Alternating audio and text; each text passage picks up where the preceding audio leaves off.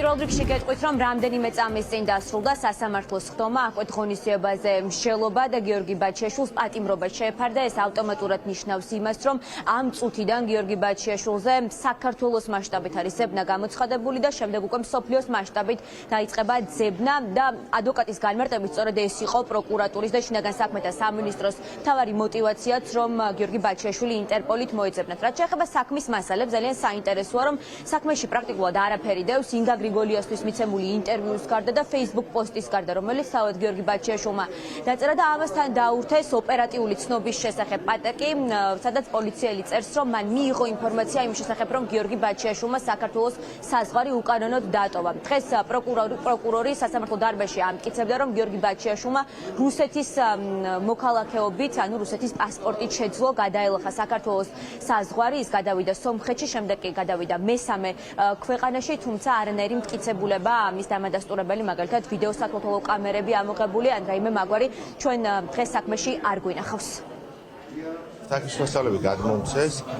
ბრალში მითითებული არის, რომ მან საქართველოს სომხეთის გამშვები პუნქტი გადალახა საზღვრის გვერდის ავლით, თუმცა მეტი დეტალი არ არის მან მითითებული. რაიმე სახის მტკიცებულება, მაგალითად ვიდეო სათვალთვალო კამერების ჩანაწერები ან მაგვარი რამე? არა, მსგავსი არაფერი არ არის საქმეში. ერთადერთი ჩანაწერი არის ბაჩიაშვილის გუშინდელი ინტერვიუ ინგა გრიგოლიას გადაცემაში.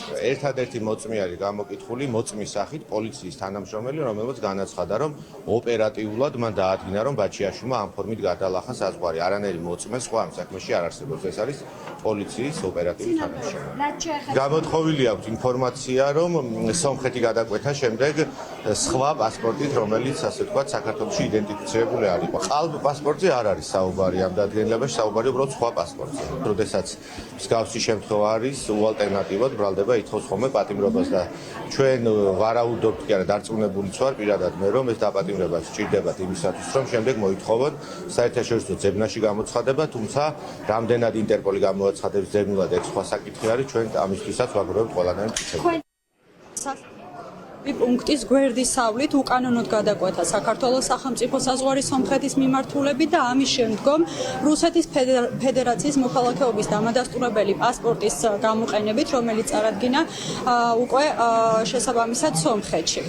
რაც შეეხება მტკიცებულებებს, დადასტურებულია საქართველოს ოფიციალური ორგანოებიდან მიღებული ინფორმაციით, მათ შორის ანალიტიკური დეპარტამენტიდან მიღებული ინფორმაციით, გიორგი ბაჩიაშვილის ოფიციალური დოკუმენტის წარდგენით ოფიციალურად საქართველოს საზღვარი არ დაუტოვებია, თუმცა სომხეთის რესპუბლიკის ოფიციალური ორგანოებიდან მიღებული ინფორმაციით გიორგი ბაჩიაშვილს გადაკვეთილი აქვს სომხეთის საზღვარი რუსეთის პასპორტის გამოყენებით.